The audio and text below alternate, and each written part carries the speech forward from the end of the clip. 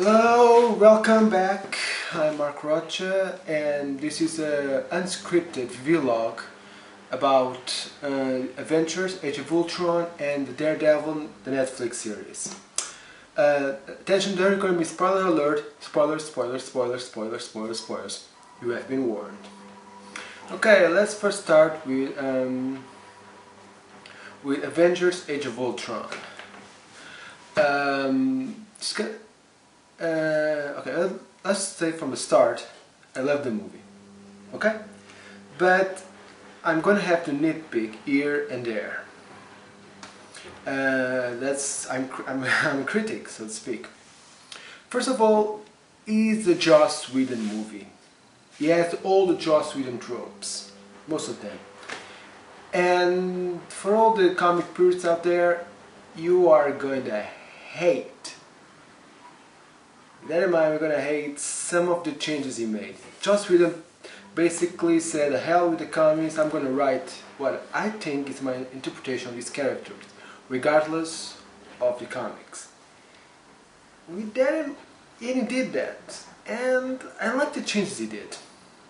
The purists, the comic purists, are gonna hate those changes, but the changes he made in the as a film director makes sense.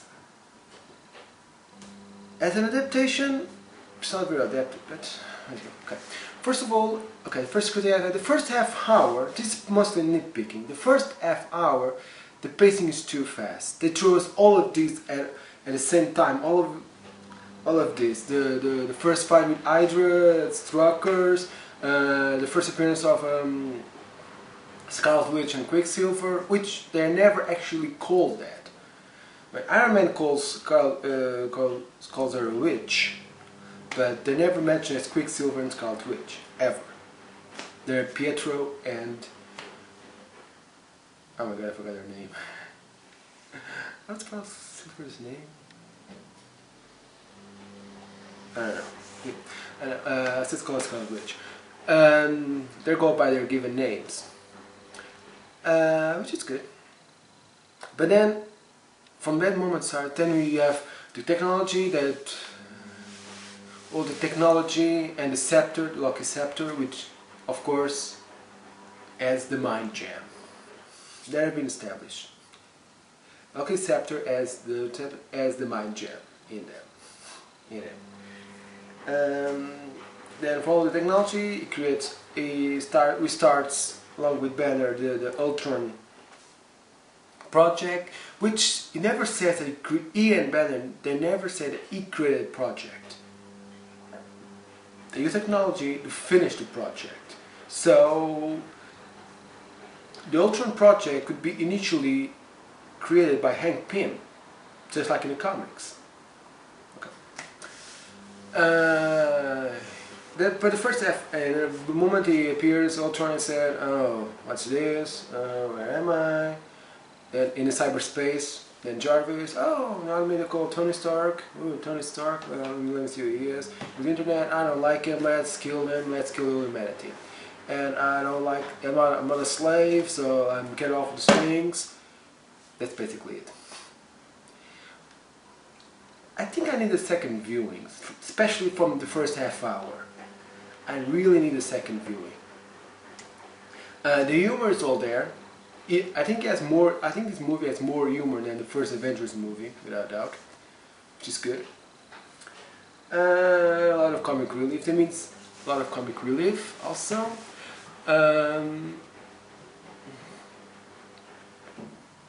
Pietro and Wanda also are very interesting. The Quicksilver here is almost just as cocky than the X-Men, the Future Past Quicksilver, just as cocky. The slow time, you're still gonna see a lot of slow time scenes with Quicksilver. Not as cool as the slow time scene in the X-Men Days of Future Past. The biggest surprise when they revealed Hawkeye. Hawkeye in the comics is the most immature, if not the most immature of the Avengers, and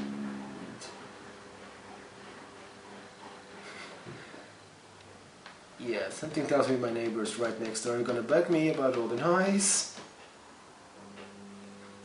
Yeah, like I said, unscripted. Anything can happen. Okay, more. Okay. Okay is definitely the biggest because moment reveals he has a family. He has a family. He has kids, which the mainstream, the 616 Hawkeye doesn't have. Although the ultimate version has a family, the ultimate Hawkeye has a family, which makes him the most maturity, which kind of reflects because in the beginning of the movie, in the first, they're in a party, the Avengers are celebrating a party, and Hawkeye behaves just like he behaves in the movies. Just like he behaves in the comics. But then, bam! After their ass is kicked by Ultron, by Scarlet Witch and Quicksilver, they need retired, rethink their strategy, and Hawkeye takes them to his house where they meet their family. And at that moment, whoa!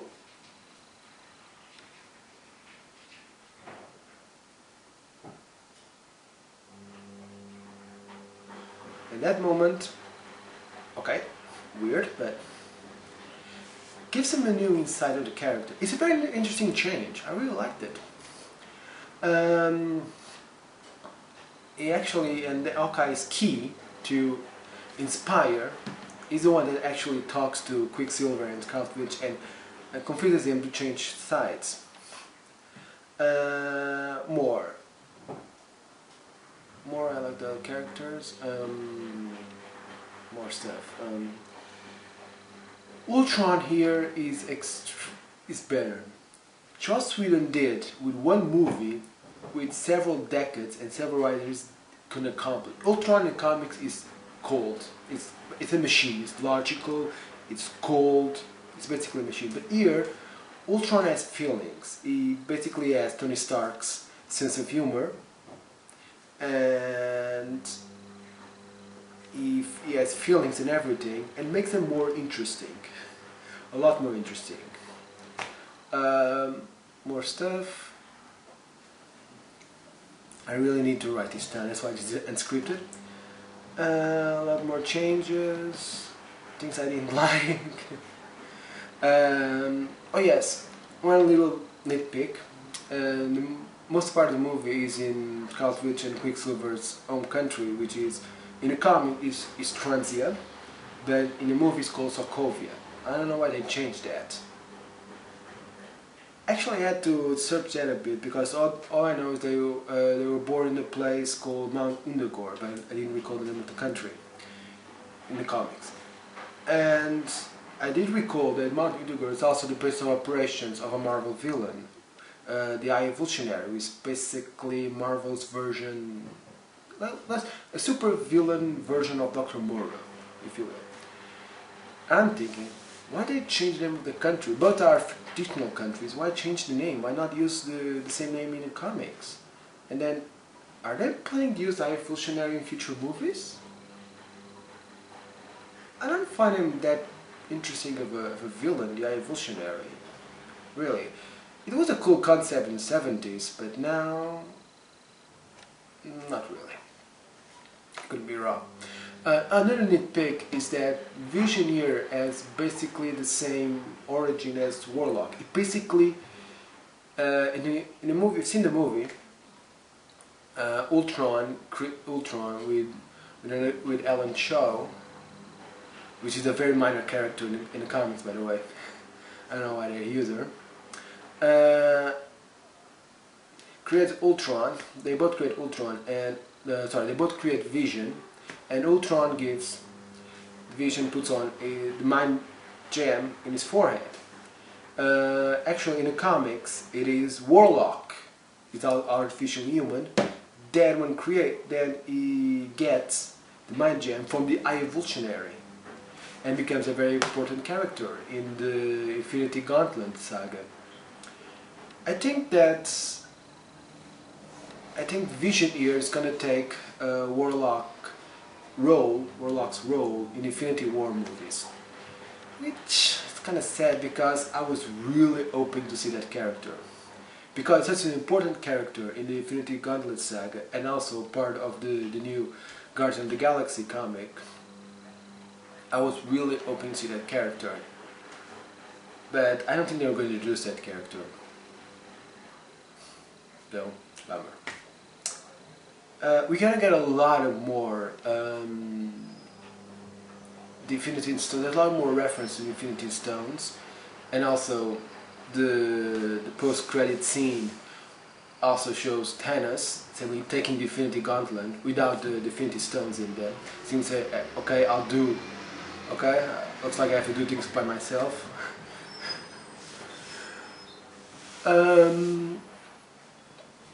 Which means the Infinity War is going to be two movies, but the first movie is going to be closer to the Thanos quest, in which Thanos is looking, scour the universe for the Infinity Stones and gather them, and then the second movie is going to be definitely based on the Infinity Gauntlet storyline. And I really, really, really hope it's going to be one big crossover. I don't mean just the Avengers, I mean all the characters, the Avengers, the Guardians of the Galaxy, and all the characters, the major players of the Marvel Cinematic Universe. I'm not sure if they're going to introduce, I don't think they're going to introduce the Netflix characters, the characters in the Infinity War. I mean, they're more like street level, didn't make any sense. Now those are the nitpicks I had for the Avengers Age of Ultron. Do I recommend it? Yes, I do recommend it. On one small thing also, they introduced in the movie, they introduced a relationship, a failed relationship between Black Widow and the Hulk, which in the comics doesn't exist. That relationship in the comics doesn't exist, which is, but in, so it's kind of weird because there are two characters that have almost nothing in common. But in the movie it made sense, mostly because both actors have a great chemistry together.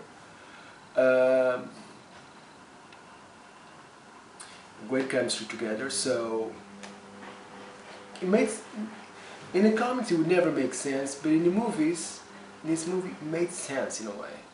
But of course, if you've seen the movie, the relationship doesn't go anywhere, and the Hulk simply wanders off and goes off. You see. We're gonna see him again in the next Planet Hulk. Also, this movie gives a little bit of seeds here and there for the upcoming Civil War movie. But then in the end, everything seems to be fine between Tony Stark and Iron Man, so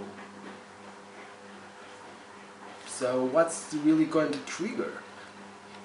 They pass most of the movie kind of, there is a tension between both of them, but then in the end of the movie is that everything looks fine, so what else gonna trigger the Civil War? Maybe they're going to reveal that Winter Soldier is the one that killed Tony Stark's parents. That could trigger the Civil War, who knows?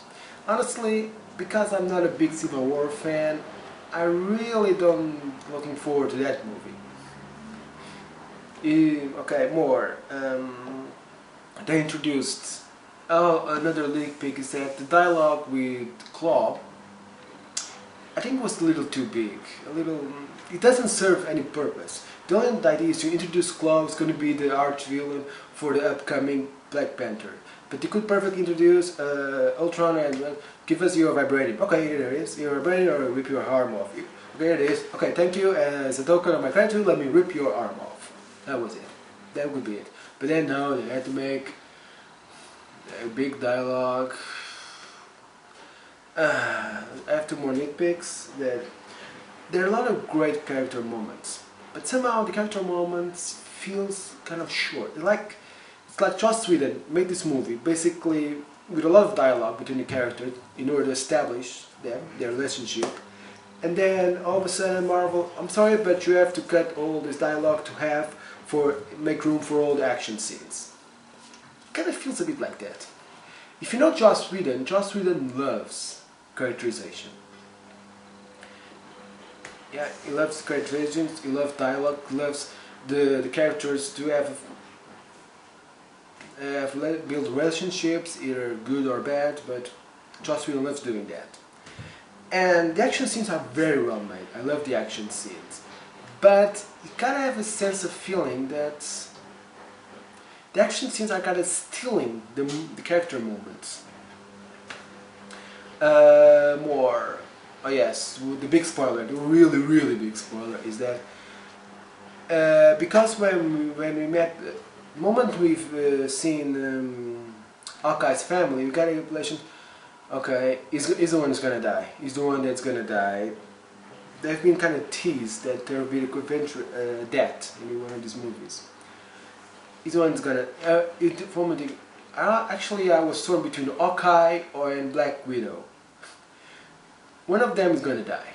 That's what I thought. But in the end, it was Quicksilver that died, sacrificing his life to saving Hawkeye and a kid, which was an okay moment, really cool, okay moment. I got why, but why? It's basic. This is typical Joss Whedon. Joss Whedon loves to play with the public expectations. Okay, it's like say this character's gonna die, this character, but then another different character dies. One, especially a new character that was introduced, and it's they're gonna kill Quicksilver. Is that because there's another Quicksilver in the X-Men movie franchise? Is it because of that? Why? Anyway, it's like I said, well, we can kill him. There's still another Quicksilver still alive in the X-Men movie, so we can kill this one.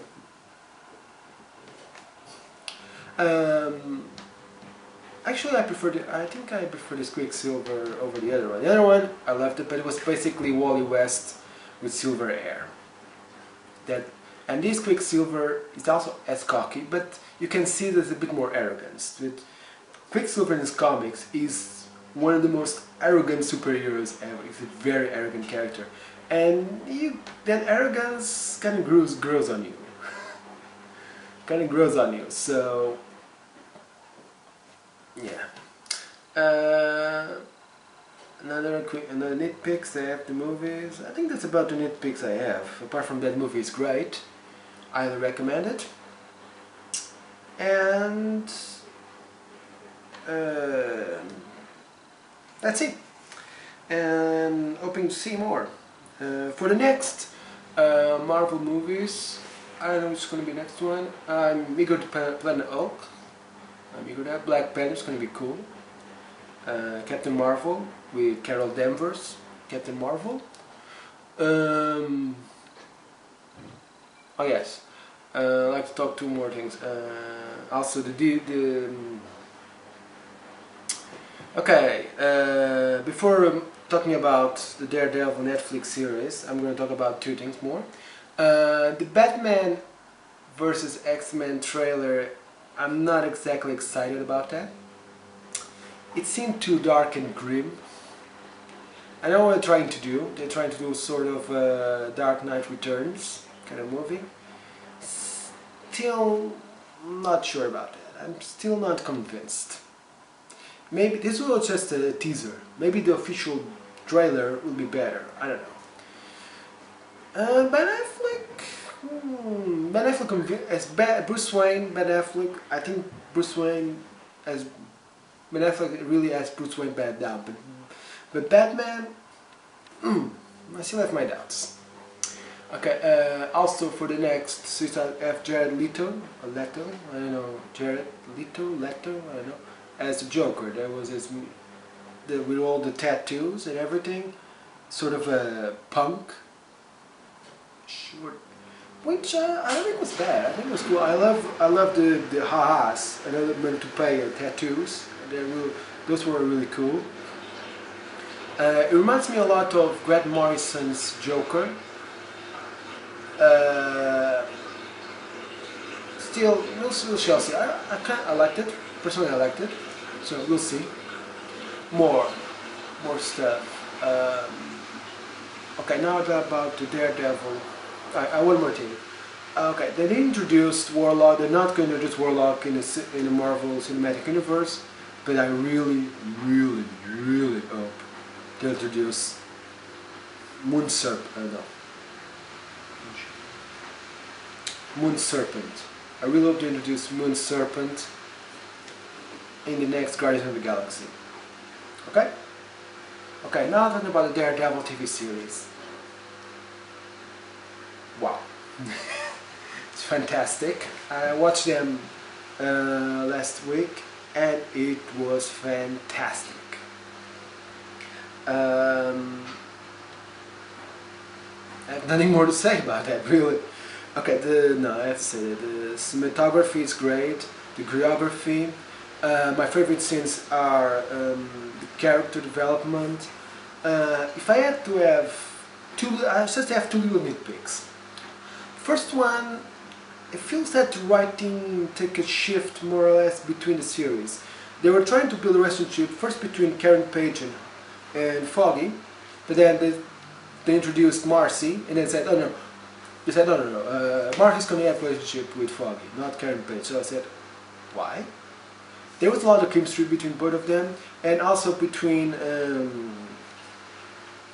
Matt Murdock and Rosario Dawson's character, the night nurse. There was a lot of chemistry, but then she disappears.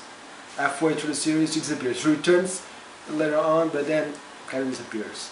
Okay, why? Why this? I was really hoping those characters would be together, but why?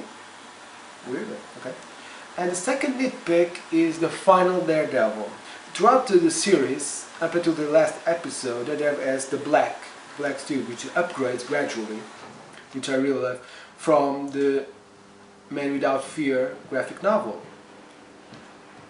which basically introduces Matt Murdock's first outings as Daredevil,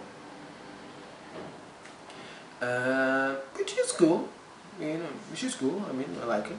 But then in the last episode, they introduced the official Daredevil suit, and it reminds me a lot of Battling Jack, Daredevil suit from the 90s, which is not a good Daredevil's comic run. I kind of prefer Ben Affleck's Daredevil suit. I know it's leather, I know that movie sucked, I know that movie is horrible, but they got the suit right. I prefer Ben Affleck's Daredevil suit, just the suit, not the actor, believe me.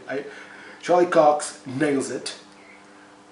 I just prefer Ben Affleck's Daredevil suit over this new suit, the final Daredevil suit. Red and black, I don't know. I don't know. That was a small nitpick. Everything else is fantastic. The actors, Vincent D'Onofrio kills it as a Kingpin. He nails it down. Gives a very human side to the Kingpin. And I'm really hoping to see more. I really want to see Madame Gao. Madame Gao is going to be the spin-off point to the Iron Fist series, and I really hope to see Rosario Dawson in upcoming. I don't know. I'd love to see her on AKA Jessica Jones, or even in the Luke Cage series. I want to see more of Rosario Dawson as a night nurse, please, or even in the Doctor Strange movie. Yeah. Night nurse at I think so. Anyway, I recommend both Avengers Age of Ultron and Daredevil, the Netflix series. Recommend them all. Okay, this is it. When you'll see me again, I was in the middle of recording. I already finished about my retro review, which is 2 years late. I know, I'm lazy as I'm trying to find time to do that and patience, because for those who know me, I'm very picky. I'm very perfectionist. This is what I think is unscripted and edited, mostly an edited vlog. The moment I finish recording, I'm trying to upload it, and that will be it. That will be it. I'm not going to edit a lot, but that retro review for me is going to have to be perfect. All I need, I have the script already written. I don't think I'll edit more script even more. This is the second script, and you'll see. If I find the time to record it, we'll see. The problem is I have no experience whatsoever in editing videos, so I really want the retro review to be great. So we'll see. And apart from that, my personal life is taking a sort of a throwback, so well, we'll see. I don't make any promises though. Okay, this is Marco Rocha signing out.